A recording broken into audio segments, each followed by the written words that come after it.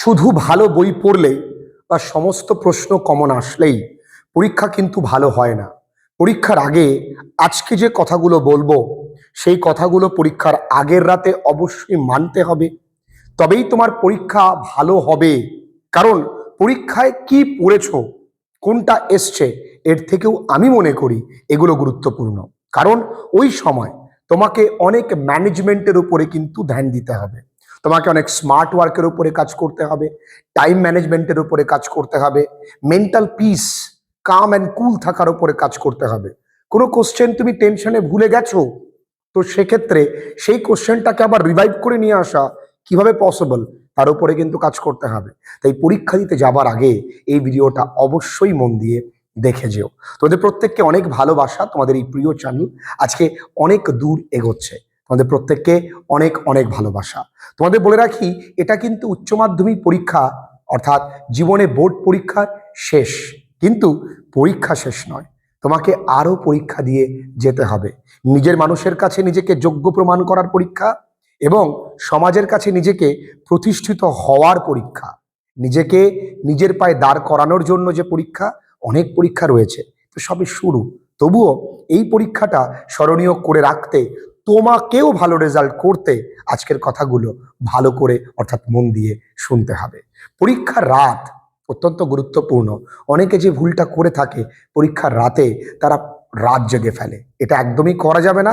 কারণ পরীক্ষার রাত, যদি তুমি রাত জাগো এবং পরীক্ষার আগে রাতে স্পাইসি খাবার খাও বা ক্যাফিন বা কফি জাতীয় কিছু খেয়ে ফেলো, তাহলে তোমার ঘুমটা কিন্তু ডিস্টার্বড হয়ে যাবে। ভালো ঘুম মেন্টাল পিস এবং মানসিক প্রশান্তিতে কিন্তু সাহায্য করে। তাই মেক শিওর পরীক্ষার আগের রাতের ঘুমটা যেন ভালো হয়। এবং পরীক্ষার আগে রাতে অর্থাৎ আজকের রাতটা, আমি এটা নিশ্চিত তোমরা অলরেডি তোমাদের রেজিস্ট্রেশন সার্টিফিকেট, তোমাদের অ্যাডমিট কার্ড এবং বেশ কিছু চালু পেন, এবার কিন্তু এমসিকিউ নয়, এবার তোমাদের ডেসক্রিপটিভ পেপার, সুতরাং একের ঊর্ধ্ব পেন অর্থাৎ দুটো নীল পেন, দুটো কালো পেন অবশ্যই কিন্তু সঙ্গে রাখবে। তার পাশাপাশি তোমরা একটা ঘড়িটা চেষ্টা করবে যেন তোমরা এই জায়গাটায় ডায়ালটা থাকে, কারণ দেখতে তাহলে সুবিধা হবে। ঠিক। এবং জলের বোতল, যাদের হাত ঘামে তারা চেষ্টা করবে পাতি লেবু খেতে। পরীক্ষার আগের দিন একটু টক দিয়ে খাবারটা খেয়ে যেও, তাহলে হাতের ঘামটা কমে আসবে। সায়েন্টিফিক রিজন আছে। তারপরেও যেন তুমি তোমার হাত ঘামে, তুমি তোমার সঙ্গে করে একটা রুমাল রাখবে, যাতে করে পরীক্ষার খাতাটা কোনোভাবে তোমার হাতের ঘামের জলে যেন ভিজে না যায়, সেদিকে কিন্তু খেয়াল রাখবে। তারপর পরীক্ষা দিতে যাবার সময় অবশ্যই তুমি তোমার বিশ্বাস অনুযায়ী দেবতাকে, ওপরালাকে, তোমার ঈশ্বরকে তুমি ডেকে, বাবা মাকে প্রণাম করে, তাকে শ্রদ্ধা জানিয়ে, বাড়ির বয়োজ্যেষ্ঠদের প্রণাম করে তুমি পরীক্ষা দিতে যাবে। পরীক্ষা দিতে যাবার সময় তুমি যেতে যেতে অহেতুক বন্ধু বান্ধবের সঙ্গে অতিরিক্ত গপ্পে মেতে উঠো না। কারণ ওই সময় তোমার যা পড়েছো সেটা কিন্তু মাথায় রাখাটা প্রয়োজন। আবার অতিরিক্ত চাপও নিও না, একদম রিল্যাক্স ওয়েতে যাবে। ঠিক। ওইখানে গিয়ে তুমি, অনেকে ভাবছো যে লোক দেখাচ্ছে বই পড়ছে, না, তুমি বইয়ের পাতার দিকেই তাকিয়ে থাকবে। গল্প সব পরেও করা যাবে। পরীক্ষায় গিয়ে দেখবে না যে বন্ধু কি পড়ছে, এমা আমার তো ওগুলো পড়া হয়নি, আমি একটু দেখি তো আমি ওগুলো পড়তে পারলাম কিনা। ওইটা না, ওটা করবে না। তুমি যা পড়ে গেছো ব্যাস ওইটাই, পারলেও আমি ওইটাই লিখবো, আনকমন আসলেও আমি ওইটাই লিখবো। কারণ তোমার প্রেজেন্স অফ মাইন্ড কেমন, ওটা কিন্তু ভীষণ গুরুত্বপূর্ণ। তুমি পরীক্ষায় যদি কোশ্চেন আনকমন আসে, কেমন রিয়াক্ট করছো। অনেকে কোশ্চেন কমন পেয়েছে, ইয়েস ফাটিয়ে দিয়েছি, সব কমন বন্ধু, সকাল এই আজকে সকালে পড়ে এসছি, একটু আগে দেখে, জানিস তো। এই করতে করতে সময় চলে যাবে। তুমি যদি কোশ্চেন কমন পাও, তাতেও তুমি কাম অ্যান্ড কুল থাকবে। আনকমন পেলেও কাম অ্যান্ড কুল থেকে কিভাবে ওই কোশ্চেনটাকে তুমি তোমার নন কোশ্চেন থেকে সাজিয়ে লিখতে পারো, সেই বিষয়টা কিন্তু দেখা বা বুদ্ধি করাটা প্রয়োজন। এবং ওই মুহূর্তে ওই কোশ্চেনটা প্রশ্নে যেন দাগিয়ে রাখো, ডিউ আছে লিখে রাখো। সবাই পরীক্ষার খাতা মেলায় যে সমস্ত জায়গায় ঠিকঠাক লিখলাম কিনা। আমি বলবো খাতা মেলানোর পাশাপাশি তুমি কিন্তু অবশ্যই পরীক্ষার প্রশ্নপত্রটাও মেলাবে। কোনো কোশ্চেন এমন রয়ে গেল না তো যে আমি উত্তর লিখে আসিনি। তাই ডিউ কোশ্চেনগুলো কিন্তু দাগ নাম্বার দিয়ে অবশ্যই লিখবে।